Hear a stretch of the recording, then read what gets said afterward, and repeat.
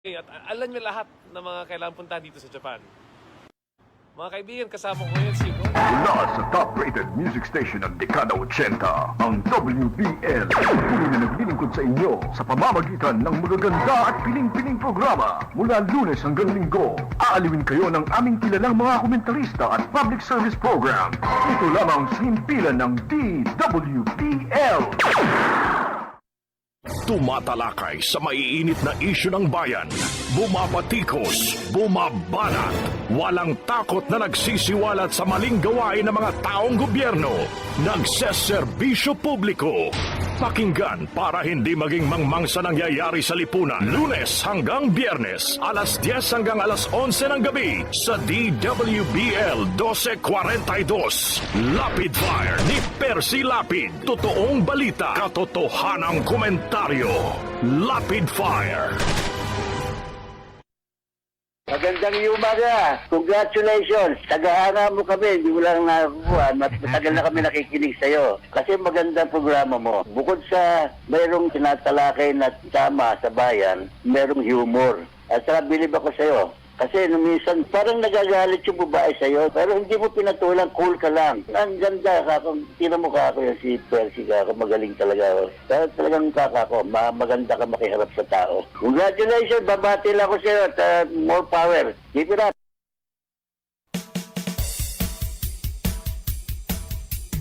Percy Lapid Fire!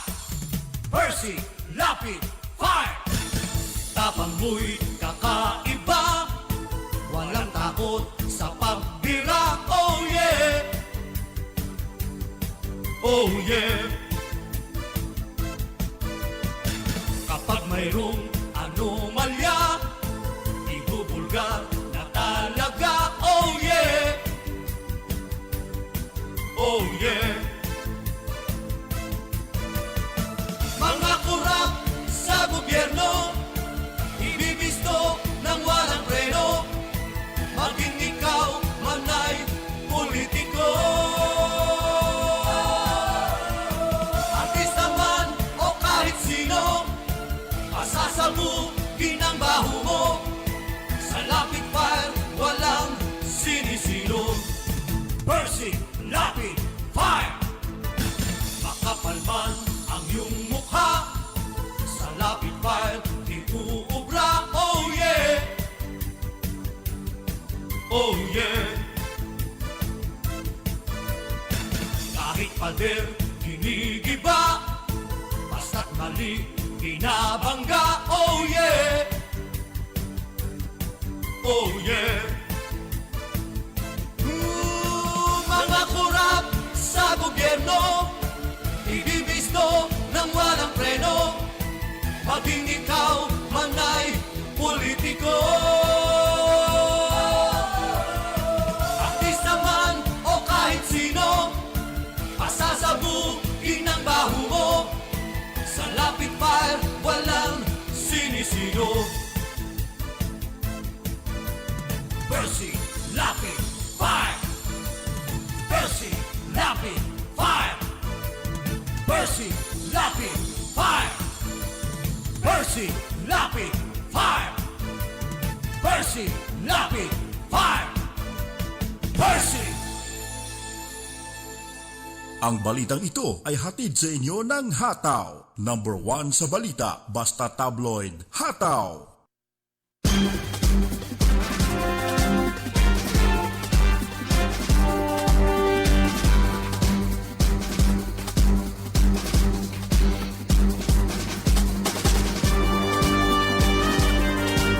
Sika Percy Lapid, bumabanat. Lapid Fire.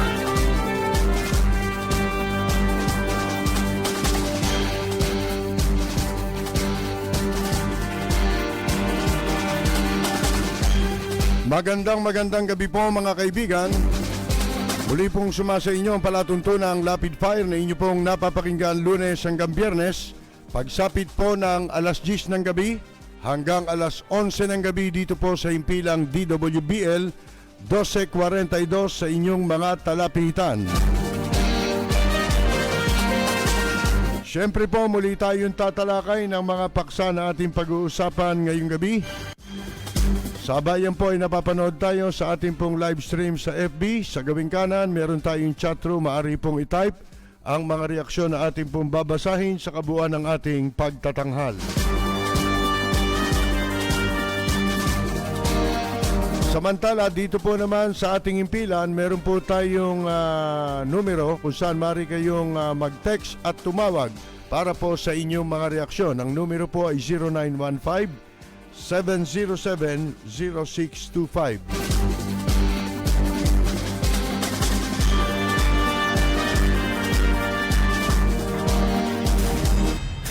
Para sa mga pulpul, para sa mga abusado, arogante, walang kwentang nilalang, nagtatago sa titulong public servant, empleyado ng gobyerno o politiko at kahit sino ka pa, yan ang tunog na lalatay sa'yo. Walang sisinuhin, walang sasantuhin, basta't tiwali, gigisahin ni Percy Lapid. Si Percy Lapid, dito sa Lapid Fire. Lapid Fire! Percy Lapid, matapag na sandigan ng mamamayan, pader na di kayang gibain, ni naman kahit mga ulupong sa pamahalaan. Lapid Fire! Lapid Fire! Lapid Fire!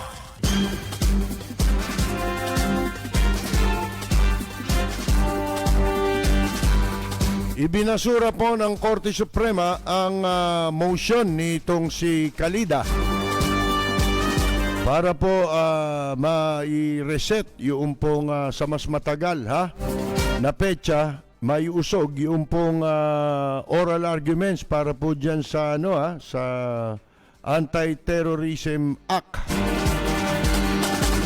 Gusto niya tumagal. Pero itinakda po ng Korte Suprema ito para sa pagdinig sa February 2. Nag-resign naman itong si Baguio City Mayor Benji Magalong bilang SAR ng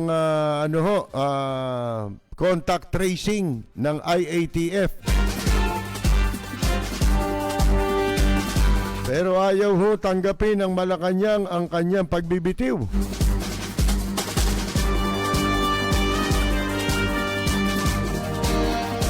At itong mga nagparty-party kasama na yung o sa pamumuno nitong nagngangalang Team Yap. Sino ba itong kupal na ito? Napakalakas nito, mayaman kasi. Pati yung mga artista na bisita ron. Marami pala yan. Sila daw ay pinagmulta ng bawat isa ay 1,500 pesos. Iba talaga pag mayaman multa lang. Pag mahirap, bugbog, kulong, kaso. Yan Tandaan ninyo yung jeepney driver, di ba? Inabot ng siyam-siyam sa kulungan bago nakalabas dahil walang pampiyansa. Ito mga ito pinagbayad lang ng multa.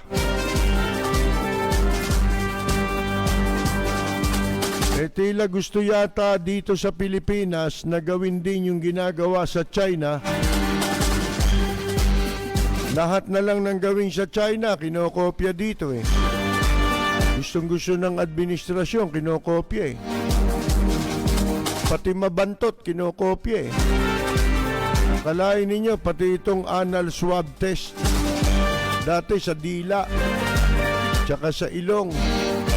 Ngayon sa puwit na Kaya sabi naman ng DOH, dapat daw pag-aralang munang mabuti kung talagang yan epektibo at yan mas sigurado o accurate kumpara dun sa swab test sa dila at saka sa ilong.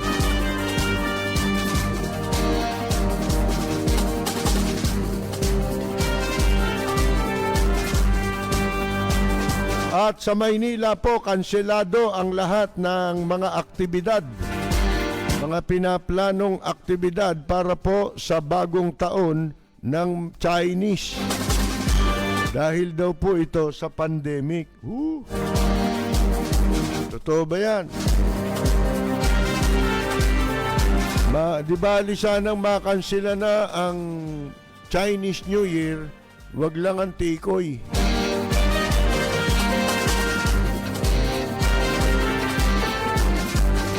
Si Ka-Percy Lapid, bumabanat. Lapid Fire.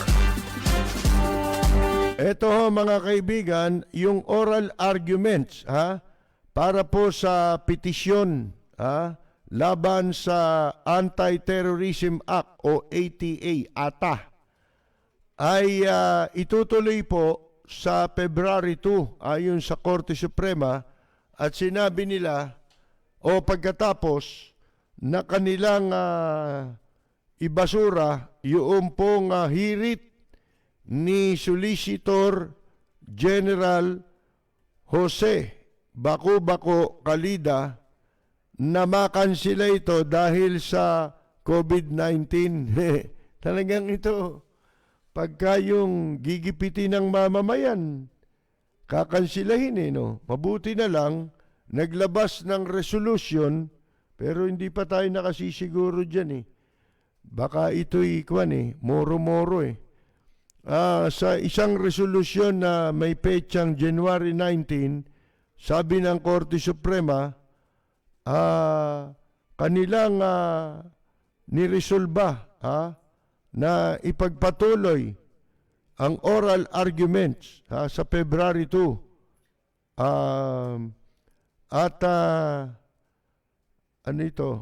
and defer action on the prayers for injunctive reliefs until after termination thereof. Di ko naintindihan yun, sa totoo lang. It also resolved to deny the supplement to the urgent partial motion for reconsideration, filed by the Office of the Solicitor General, Solicitor of Contract General, OSG, kasi nagsusolicit ng contract ito sa gobyerno. Ngayon, praying that the court cancel the scheduled oral arguments and allow the parties to argue on the issues through the submission of memoranda. Yun ang motion nitong si Calida, na kansilahin na yung oral argument, siguro kasi makakatapat niya dyan, matitindi rin tatayo yata dyan si Justice Antonio Carpio, mga kaibigan, isa sa mga titindig sa laban dyan sa Anti-Terrorism Act. A portion of OSG's motion to the Supreme Court reads, ito yung motion, babasahin natin, na binasura ng Korte Suprema. This honorable court is invited to go beyond the biological impact. Ayan. Ikinatwiran nitong si Calida yung impact daw ng COVID-19. Kaya hinihiling niya na ito ay tsaka na lang on the affected assistant solicitors general, but on the psychological trauma which COVID-19 wrenches on the other solicitors preparing for the oral argument. Daming paligoy-ligoy mga kaibigan. Siyempre, di-delaying tactic yan may purpose yun, kaya hinihiling na ma-delay, di ba? A portion of OSG's motion to the Supreme Court reads. Inulit lang hindi, tayo pala umulit. Before this, ayon sa balita, bago daw ito, ang Supreme Court ay kinansila din noong January 19 yung oral arguments para po dun sa 37 petisyon na kumukwestiyon na kinu-question ang constitutionality ng Anti-Terrorism Act upon the request of Kalida. Mga kaibigan, ano rin yun? Nauna na, hiniling niyang kansilahin din yung January 19. Kaya kinancel ng Supreme Court sa request nito si Kalida. Talagang dinidelay, na nagsabing yun daw kanyang Assistant Solicitor General at iba pa niyang mga tauhan na dadalo sa debate, nagpositibo. Ayun, tinakot yung mga maestrado. Kaya pala sila.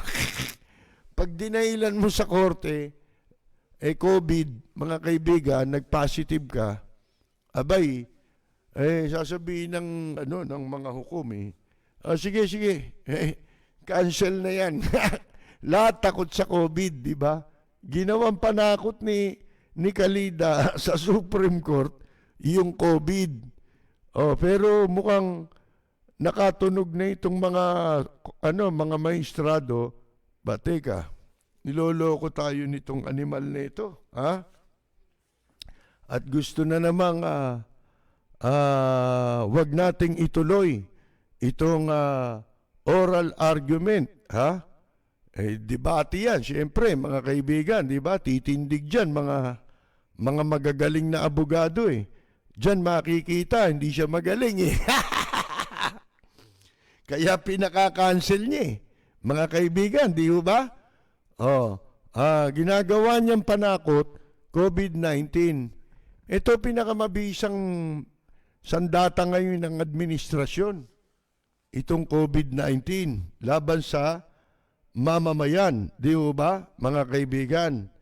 Kaya sinasamantala nila ultimong itong si Kalida, kalain ninyo, takutin mo yung mga talagang lahat ng manipulasyon, mga kaibigan, hindi ba? Isipin mo yung kaso ni Bongbong, protesta yun. Ano na yun Wala nang pakialam ang gobyerno ron Kasi kumbaga private nila yun complaint nila yun di ba? Mga kaibigan, dinaya daw siya.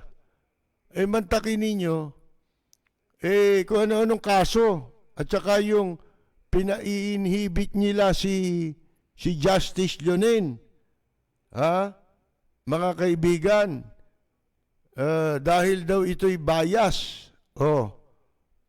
Gusto nila bitawan yung bumitaw si Justice Leonen para mapunta dun sa mga appointee ng kasalukuyang administrasyon. Yung protesta ni Bongbong Marcos labang kay BP Leni Robredo. Sipin ninyo yan, ginagamit yung yung pinaglalaruan. Kita mo, niloloko yung Korte Suprema, siya nagkakapera doon, di ba? Tumatayo siyang abogado kunyari, hindi siya abogado, pero nandun siya. Ano pakialam ng solicitor? Sabi nga People's Tribune, hindi mo pwedeng invoke dito yan. Dahil ito pribadong kaso ito. Di ba? Mga kaibigan, ito'y complaint ni Bongbong Marcos, protestan niya ito laban sa nakaupong vice presidente. Ano kinalaman ng taong bayan doon? Para mo masabing ikaw People's Tribune. Ito na naman ngayon. Ginawa na naman niya. Lahat ng kalokohan ginagawa nito yung pinaglalaruan yung mga maestrado. Kaya sabi ng mga maestrado, ikaw nga, mag-aral ka muna. Yung mga sinasabi mo, pag-aralan mo. Kumbaga humarap ka muna sa salamin, Ayan, ang ibig sabihin nun. Nakakatunog na ito. Tayo nga nagsasabi nung una niyan. Ba't kayo pumapayag na matarantado kayo sa Supreme Court? Di ba? Sino ba yung kamoting yan? Pwede ninyong tanggalan ng lisensya yan Di ba? Abogado yan Oh, pwedeng gawin ng Korte Suprema yun eh. Dapat yung mga yan sila Kalida na yan. Ano yan eh, dinidisbar yan eh. Mga kaibigan, pampagulo yan eh, mga nuisance yan eh. Ang totoong nuisance, nasa gobyerno eh, ang dami. Mga kaibigan. Oh. Kalahin nyo, pinaglalaroan nila yung ginagamit nila, oh. Tapos para i-pressure. Tapos takutin yung mga hindi nila kapanalig. Hindi ho ba? Oh, yan ang pamamaraan nila. Ginagamit nila yung Korte Suprema. Oh, ngayon, sabi ho, the Anti-Terror Act is considered the most highly contested issue since the Cybercrime Prevention Act, having 37 petitions that are pending before the Supreme Court. Pero hindi, ito ho yan eh. Sa pagkakaintindi natin, yung mga priority yan eh. Di ba? Ano ba dapat unahin ng Korte Suprema? Oh, dapat ba nilang i-delay ito? Kasi alam ko may sinusunod ang Korte Suprema na priorities. Halimbawa, kung tungkol sa kung paano kung ano ang uunahin nilang asikasuhing kaso, bigyan ng importansya na kaso. Meron yan eh. May sinusunod sila dyan eh. Lalo na itong Anti-Terrorism Act kasi napakaraming buhay kinabukasan ng mga tao ang involved dito. Yung tinatawag na urgency. Yan, mga kaibigan. Yung urgency. Yan. Merong sinusunod ang Korte Suprema dyan eh. Siyempre, dahil itong Anti-Terrorism Act ay marami ang buhay na nanganganib, na pwedeng ito ay gamitin basta't inaakala ng pamahalaan o ng administrasyon sa pamahalaan ngayon na ikaw ay makakasagabal sa kanilang mga balakin. Ano ho? Masasamang balakin. Ikaw ay sagabal sa pagpapayaman nila. Ikaw ay magiging sagabal para sa ambisyon na makapagpatagal sila sa pwesto. Di ba? O, sagabal ka dun sa ano tawag mo dito? Sa charter change. Yan. O. Aba, pwede ka nilang hindi maliwanag kung maaring magamit itong batas na ito, mga kaibigan, laban sa kanino man. So, merong urgency, hindi ba? Pagdating sa tinatawag na priority, dapat talagang wag nang mapospon ito. Di ba? Wala eh. Bakit pinatatagal ni Kalida? Bakit gusto niyang mapatagal? At ang ginagamit pa na argumento, panloloko, ano raw, COVID. Tinatakot mo yung mga maestrado ng Korte Suprema. Siguro nakahalata rin. Tayo, matagal na nating nahalata, di ba? Tayo nga nagbubuko eh. Bakit pumapayag itong Korte Suprema? Di ba yung mga piti-petisyon nila, halimbawa yung kay Justice Leonen. Bakit kailangang entertainin yun? Di ba? Di ba outright eh. Pinupunit na dapat yun eh. Di ba? Kasi ano lang eh. Gusto nilang gamitin yung mga maestrado labang kay Leonen at saka kay Vice President Leni Robredo. Di ba? Para mapaboran sila ng desisyon. Yun ang gusto nila eh. Kinakasangkapan. Sino ba yayaman? Para yumaman sila. Di ba? Para baka sakaling mabulag yung Korte Suprema kung kakampi nila, mga kaibigan, pairalin yung kawalang katarungan labang kay Vice President Leni Robredo, di ba?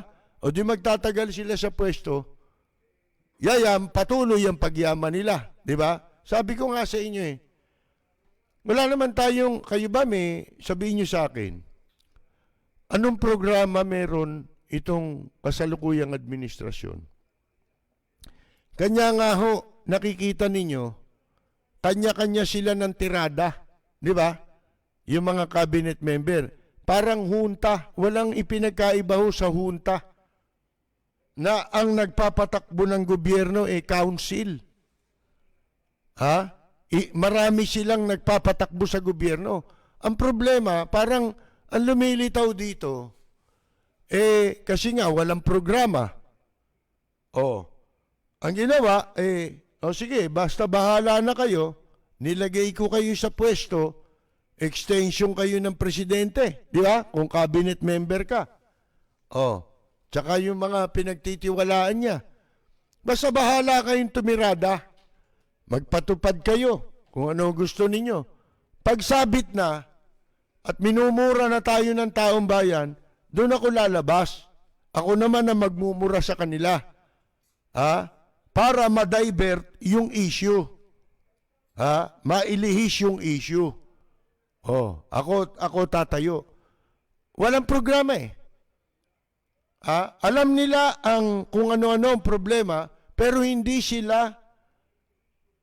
nila alam kung ano solusyon. At kung alaman, hindi nila ginagawa yung solusyon. Yun ang nangyayari ngayon, mga kaibigan. Matagal na. Siguro mga pagkatapos pa lang ng 1 taon na nakaupo ganyan na tumatakbo ang gobyerno, kanya-kanya na Kita mo, papatupad nitong isang ahensya. Kamakailan lang yung ITF, di ba? Paulit-ulit na yan, yung ITF.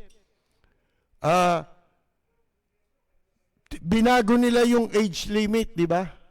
Sa pwedeng mga makalabas na bata, mga kaibigan. Pinapayagan na nila yung 10, 14 years old, di ba? 10 to 14 years old na makalabas ng bahay. Pagkatapos, kinabukasan, binago, di ba? Ni Presidente Digongyo. Ano tawag mo ron? Hindi mo ba? Hindi ba dapat kung ipatutupad mo yung alam niya? From the very start, alam niya, di ba? Bakit kailangan baguhin? Hindi niya alam. Sino nagpatupad? Sila. Hindi, mahina yung iba kung hindi nyo nababasa yan, At hindi nyo nararamdaman yan. Walang programa Isa lang ang pinagkakaabalahan ng kasalukuyang administrasyon. Ano yun? Kung paano nila mamamanipula ang sitwasyon para maigiit nila ang kanilang sarili sa kapangyarihan. Yun ang pinagkakaisipan lang nila. Charter change, tatakbo yung anak, kesyo, hindi raw pambabae ang presidente. Kunyari pa mga niloloko tayo alam natin hindi totoo Na ang totoo, gustong-gustong atat na atat, di ba? Tinatanghal pa yung sarili. Ano raw siya? Number 1 contender ayon sa survey. Mga kaibigan, wala Sabi ko sa inyo halimbawa, may plan A yan, plan B, C. Pag pumalpak yung A, lilipat sila sa B. Pag pumalpak yung B, lipat sila sa C. Pagka pumalpak na lahat, tuloy ang eleksyon. Mga kaibigan, wala yun ang pinagkakaabalahan nila. At pagdating sa eleksyon, paano natin lolokohin ang eleksyon? Di ba? Paano natin mamagicin yan? Iyan ang pinagkakaabalahan. Maniwala kayo sa akin at sa hindi. Sabihin man nila't hindi yan, iyan ang nakikita natin. Sapagkat walang kaprograma. Hindi ho ba? palitan daw yung konstitusyon. Kayo dapat palitan Hindi naman yung konstitusyon Matanda na raw yung konstitusyon. Mga kaibigan, 30 taon na raw mahigit yung konstitusyon, matanda na. Kaya dapat na raw palitan dahil hindi na angkop sa kasalukuyang panahon. Ano? Bakit yung Amerika mas matanda yung konstitusyon ng Amerika? Kahit kailan, di pa binago yun mga kaibigan, kayo babaguhin ninyo. At sa pararatangan nyo pang matanda yung konstitusyon. Mga kaibigan, kayo itong mga walang ya Di ba? Yung mga bumaboy sa konstitusyon, kayo yun katunayan nga ang dami ng provision dyan sa konstitusyon, nilabag nyo. Ito lang di ba matagal nating binabanggit, malimit yung tungkol sa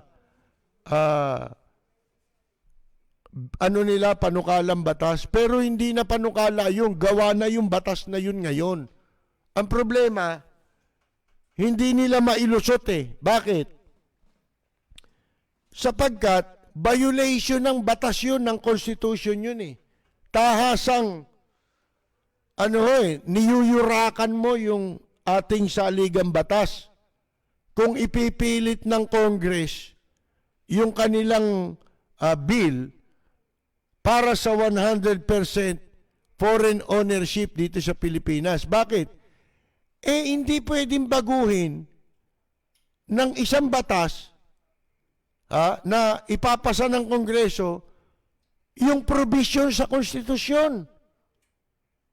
Hindi nila pwedeng baguhin yun. Pero bakit tinrabaho nila yun? Meaning to say, nakaplano na yung, kasama yan doon sa mga plano nila, Plan A, B, C, di ba? Mga kaibigan, kung mailulusot, ilulusot. Kaya pinagpipilitan nila. Tapos puro bobo naman yung congressman na nagsusulong. Nakakahiya, di ba? Isipin mo Constituent Assembly na raw yun. Nag-uusap pa lang sila tungkol sa kung sino pumapayag o hindi na baguhin ang saligang batas. Kwentuhan pa lang nila yun by Constituent Assembly na raw yun. Mga kaibigan, di ba? Parang napakabobo ng lahat ng tao rito. Di ba? Ano sabi ng mga senador? Patawarin niyo po sila, hindi nila alam ang kanilang ginagawa. Di ba? Yan ang hirap Hindi namang konstitusyon kasi umiiral ngayon Ano umiiral ngayon? Bayang umiiral po ngayon prostitusyon. Yung mga prostitute sa mga bar, wala na Kasi pandemic, ang dami nang wala, di ba? Hindi na sila makalabas, hindi na makapasada. Nasaan ang prostitute talagang totoo? Yung talagang totoong prostitute, nasa Senado at saka sa Kongreso. Bakit? Ano ba trabaho ng prostitute? Di ba magpagamit? Mga kaibigan, di ba sila rin yun din ang trabaho nila magpagamit? Mas masahol pa sila sa prostitute Mga kaibigan bakit ikanyo? Ito mga ito hindi pinapawisan yung prostitute pag nagpagamit yun, papawisan pa yun May hirapan pa yun di ba? Sila hindi daldalan lang at saka ballpen lang. Mga kaibigan. Di masahol pa sa prostitute yan. Tapos ang laki ng kikitain. Magpapagamit pala sa gusto nung nakaupo. Mga kaibigan, alam po ninyo, basang-basa na natin lahat. Itong mga itong ginagawa ng administrasyong ito. Tingnan nyo, yan sila Kalida. Kasali yan eh. Di ba? Haharangin nila lahat na para masalaula yung rule of law. Para wag lumabas ang katotohanan. Tatakutin ka. Nakita ninyo yung binasa natin kagabi na bago sila nag-divest ng sinasabing di umano'y nag-divest daw sila. Bago nila ibinenta, nakakuha pa sila ng 3 kontrata. Yung kumpanya ng kanyang pamilya. 3 malalaking kontrata sa gobyerno. At saka, lumilitaw sa record ng Securities and Exchange Commission, tsaka lang sila nag-divest. Katapos, binenta dito sa negosyante na may-ari ng media, station, dyaryo, TV.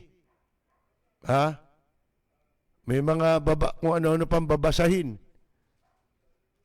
Ano ibig sabihin? Kaya pagka meron silang hindi makuha o kaya meron silang gustong siraan, i-demolish sa gobyerno. Katulad yun, yung kay Justice Leonen. Di ba? Lintik ang publicity, di ba? Mabubuo mo na ngayon yung picture. Sa buwatan nito, merong pagkatapos doon isinalin yung kumpanya.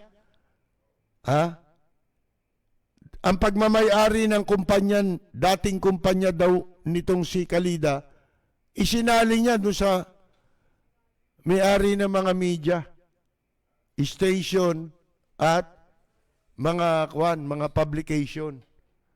Ano tawag mo ron? Di malinaw, di ba? Na kaya malakas ang loob nito, meron silang ipinagmamalaki, di ba? Na nasa likod nila yung mga na yan, mga media na yan, di ba? Yan yan ang katotohanan na dapat alam ng publiko. Na walang magpapaliwanag sa inyong iba niyan. Hindi ho ba, mga kaibigan? Parang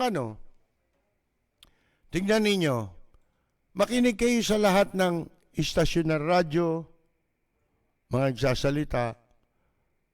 Meron bang nagsasabi sa inyo na ang karapat dapat maupo dito sa nasusunod na presidente sapagkat nakita natin ang laki ng damage na ginawa sa bansa nitong kasalukuyang administrasyon, lalo na yung ginawa niyang pakikipag-lips to lips sa China. Mga kaibigan, napakalaki ng pinsala. Ibinenta tayo halos sa China. Isinuko ang soberenya ng Pilipinas.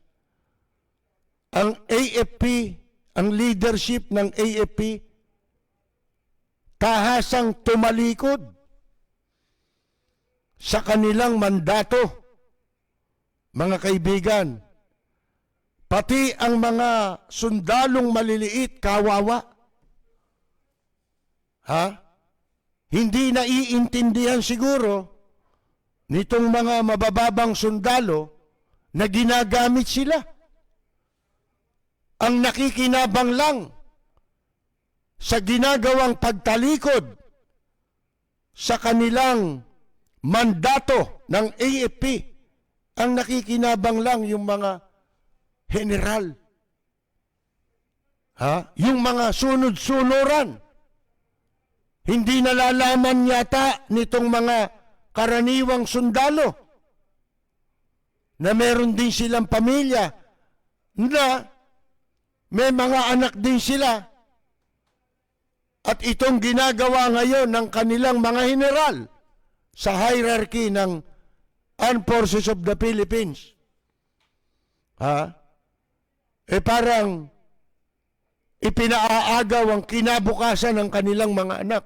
Hindi naiintindihan yan.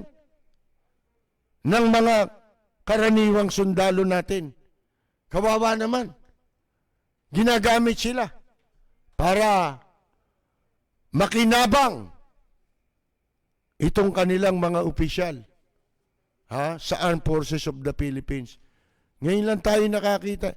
Kaya nga mahalaga na nagiging example natin yung sistema, yung mga gumaganang sistema ng gobyerno sa ibang bansa. Halimbawa ang Japan, ang Amerika. Dito galit na galit sila ngayon sa mga ang pinag-iinitan nila, pinagdidiskitahan nila. Tinatakot nila. Ito na ngayon mga kabataan tsaka mga guro na Baka dumating ang araw, pati kindergarten Sabihin nila nire-recruit na ng MPA ito Pati Montessori. Mga kaibigan, di ba? Elementary. Habang ginagawa nila yan, yung mga bata, mag-iisip yan. Di ba? Nakita ninyo nangyayari sa Brazil? Sa Brazil.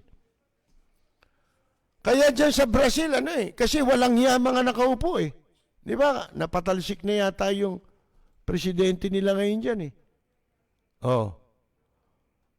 Walang hiya Ang dyan, kurap. Magnanakaw. Ang mga nakaupo dyan. Kaya nakita niyo, pwedeng taguan ng kriminal yan. Katulad ni Eli Cuyucot Soriano, na wanted sa kasong rape. Mga kaibigan, nagtatago sa Brazil. Bakit nagkaganyan ang bansa nila? Makikita ninyo ang mga video Mga musmus pa. Walang takot na nandadambong.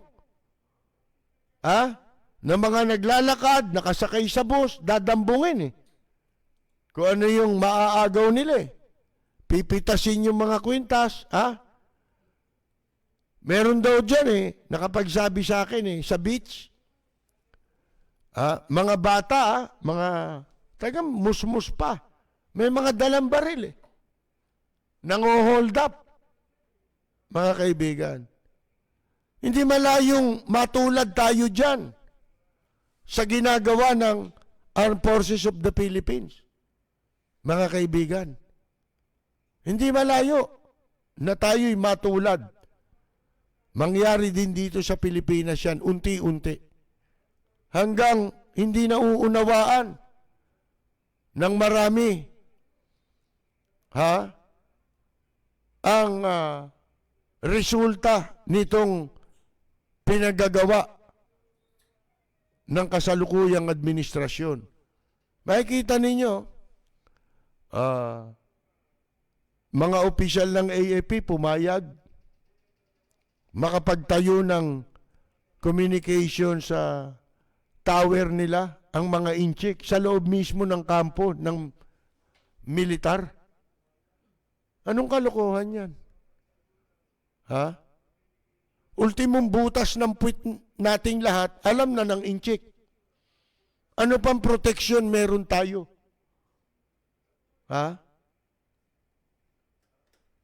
Laban sa mga manlulupig. Mga kaibigan, isipin ninyo yan. Yung mga teritoryo natin, inangkin. At nakikita rin ito ng mga sundalong maliliit. Nakikita ninyo ang mga inchik dito. Hindi napaparusahan. Di ba? Malayang-malayang nagagawa ang kanilang krimen dito sa ating bansa. Hindi ba kayo nababahala? Kawawa, pati mga pamilya ng mga maliliit na sundalo na ginagamit lang ng kanilang mga opisyal sa AFP. Pati na sa pulis, ganyan. Bagay sa pulis yung mga pulis, ibang trabaho niyan magugulang yung mga pulis nagpapayaman isa sa nagpapayaman ng opisyal dyan, yung mga mabababang pulis. yung sangkot sa droga. Kaya inaalagaan siya ng kanyang opisyal. Paano? Pinayayaman niya yung opisyal niya eh. Pero yumayaman din siya. Eh dito sa AFP, iba. Kawawa dito mga sundalong maliliit. Tsaka yung pamilya nila. Ang masasarap lang ang buhay, yung mga opisyal. Ang ka nakakita, spokesman, Major General. Ano ibig sabihin nun? 2, 5 na lang ang general dito. Ha? General ka, spokesman lang ang trabaho mo. Ha? Eh, pang LTCOL lang yan eh. Ha? Pinakamataas ng pwesto niyan eh, ng spokesman eh, ng AFP. LTCOL eh.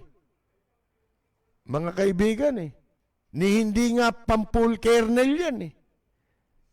Ito, Major General.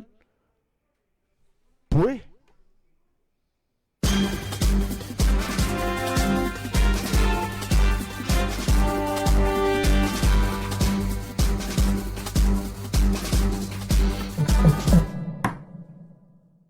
Planuhin ang pamamasyal upang masigurong sulit ang inyong bakasyon sa Land of the Rising Sun.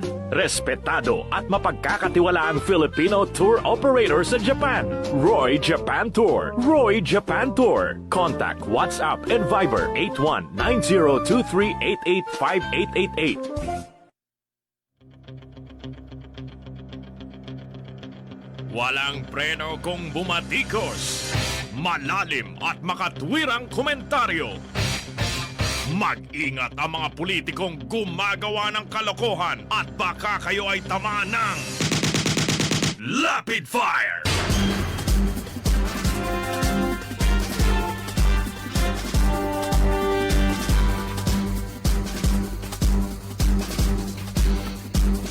Magpapatuloy po tayo. Nag-resign na raw. Nagbitiw na. Bilang contact tracing SAR.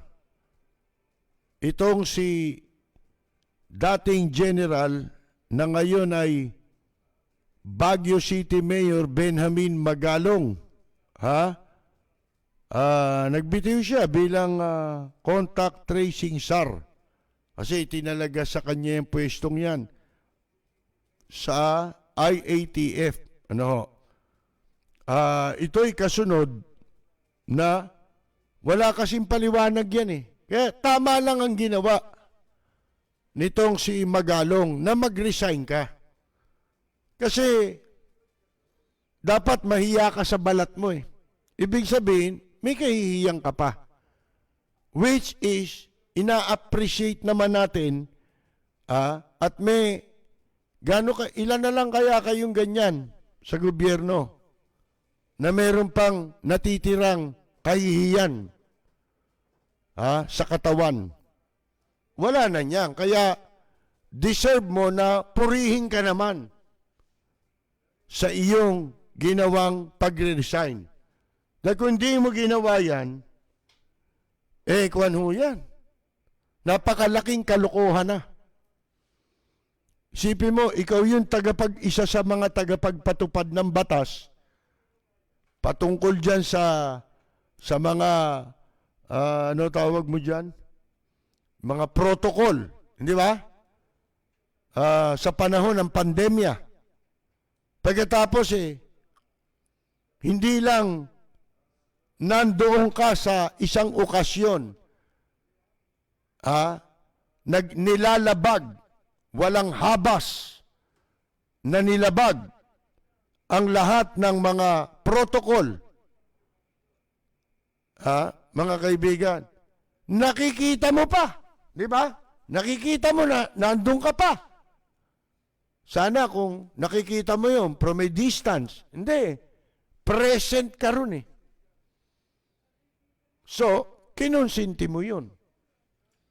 Di ba? Very shallow yung ginamit mong katwiran na nakakalimot. Hindi ka nakakalimot.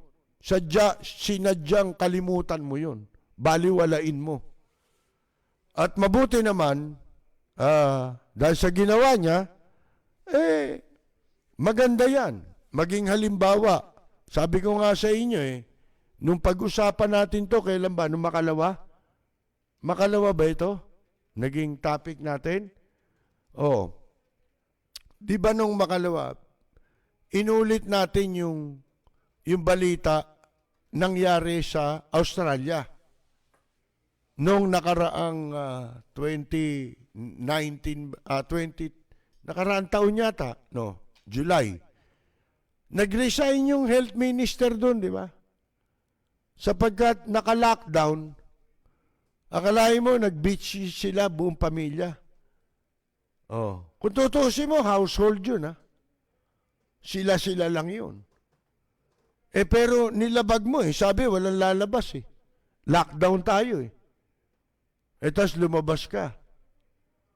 Oh, nag-resign yun, Cabinet member yun. Mga kaibigan. Ganon sa ibang bansa. Di ba? Ito nga, sa Japan, di ba, may mga inimbestigahan? Si Prime Minister, yung nag-resign, si Prime Minister Abe, nag-resign siya dahil may sakit siya. Pero later on, ito lang late last year, di ba ipatatawag siya ng nag-iimbestiga tungkol sa paggastos dun sa mga party. Pagkatapos, nandun daw si Abe. Pumunta ron sa mga party. Bawal ang ang social gathering. Mga kaibigan. Kaya ipatatawag siya. Kahit may sakit ka, kahit pa dati ka pang Prime Minister, isipin mo, maganda record ni ni Abe. Okay naman si Abe, di ba? Oh. Siyempre, lahat naman may issue. Pero, sa pagkakaalam natin, dito, may mga may sakit dito, hindi naman nagre-resign Namamatay sa pwesto Mababalta mo lang, patay na Oh, di ba? Meron yan, may mayor doon sa Malabon, ganon. Marami yan, marami sakit dito. May batas nga yan Di ba? Pwedeng, di ba? Ang isang opisyal, ang presidente, meron yan, mga mayor. Ang mga opisyal sa gobyerno, halimbawa kung mayor ka, pwede paano kang matanggal sa pwesto? Pag namatay ka, o kaya incapacitated ka. Yung batas na yon, tingnan ninyo yung batas na yan sa incapacitated, para matanggal kahit ang presidente. Hindi yan sinusunod dito. Batas yan, Kasi, paano mo malalaman ng isang tao na wala nang kakayahan na mag-function o magpatuloy sa kanyang tungkulin? Hindi na niya magagampanan. Paano mo malalaman yun? Hindi ba dapat i-determine ng doktor? Di ba? Dapat ipapasuri mo yan sa doktor para yung doktor ang magpapaliwanag kung itong pasyente merong kakayahan pa na manungkulan. Dahil nasa batas yan, di siyempre hinihingi ng batas yan. Di ba? Pagka incapacitated, tanggal ka na. Kahit buhay ka pa.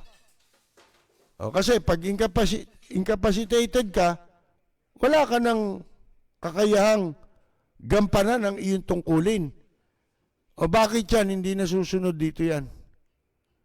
Sabi nga sa inyo, sino ang hindi sumusunod dyan? Sila Sila mga nasa gobyerno. Tapos ang pag-iinitan ninyo, ang ginagawa nyo ng may kasalanan, yung konstitusyon.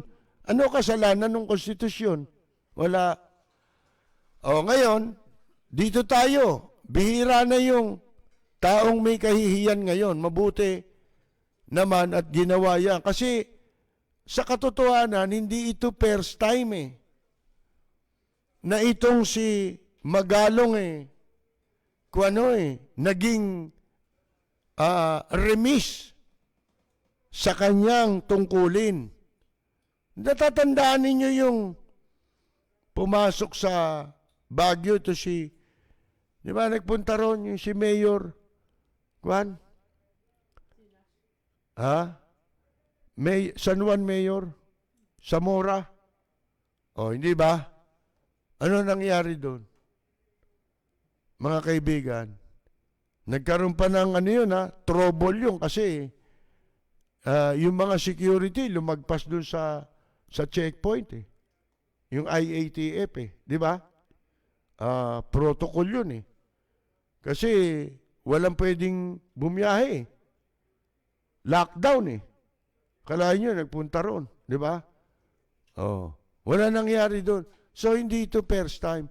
Dadahilan ninyo. Pagka mayaman, nagpo-promote doon ng Baguio ng turismo. Pag mahirap, kulong ka. Kaya tama yung ginawa mo. Kasi, alam na, doon makikita mo, hindi niya kayang banggain yung mga lumabag Di ba? Hindi niya kayang parusahan. Mga kaibigan, mayayaman kasi yun, mga ma-impluensya rin yun.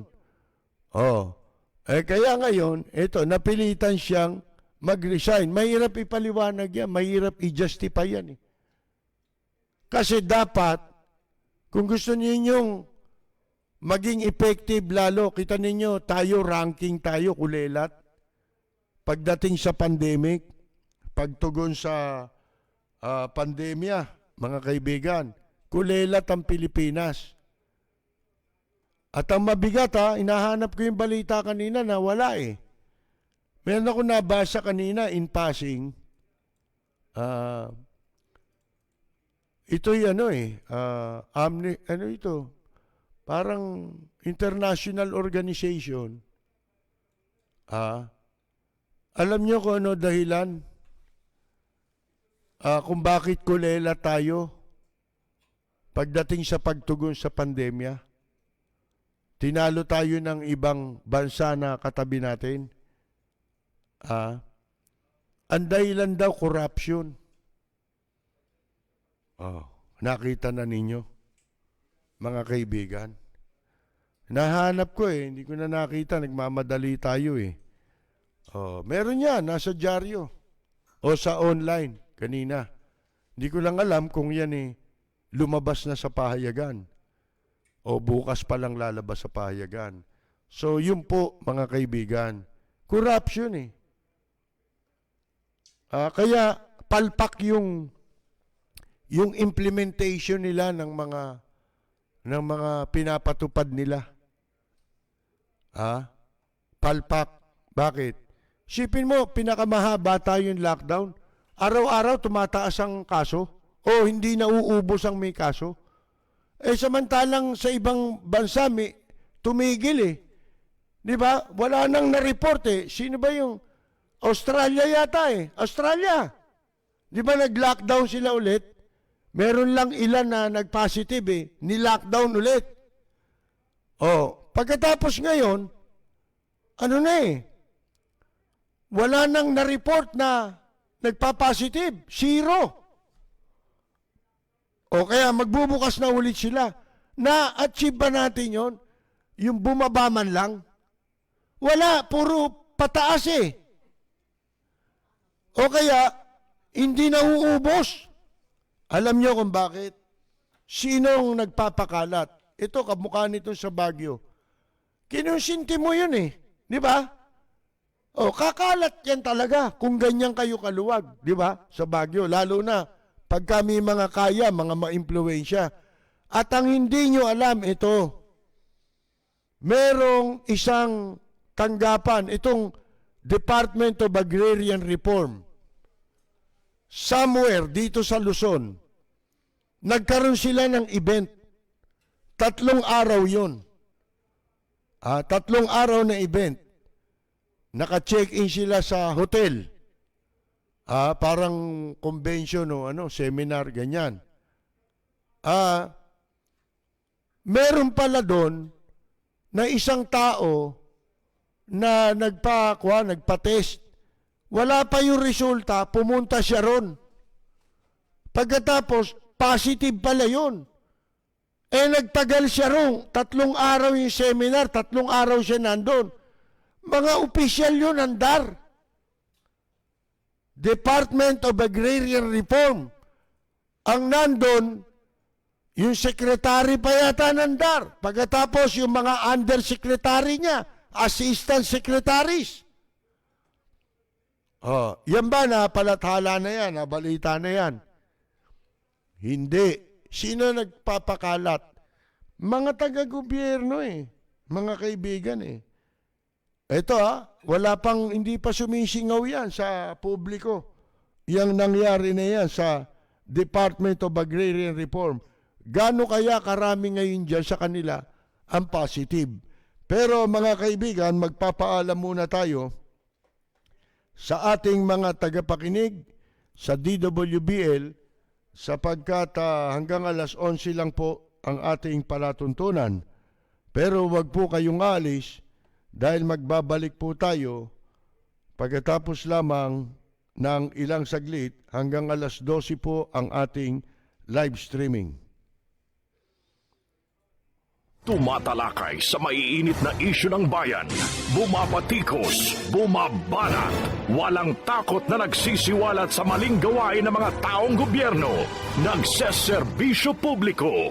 Pakinggan para hindi maging mangmang sa nangyayari sa lipunan. Lunes hanggang Biyernes, alas 10 hanggang alas 11 ng gabi sa DWBL 1242. Lapid Fire ni Percy Lapid. Totoong balita, katotohanang komentaryo. Lapid Fire. Ako Mula sa top-rated music station ng dekada 80, ang WBL patuloy na naglilingkod sa inyo sa pamamagitan ng magaganda at piling-piling programa. Mula Lunes hanggang Linggo, aaliwin kayo ng aming kilalang mga komentarista at public service program. Ito lamang sa himpilan ng DWBL.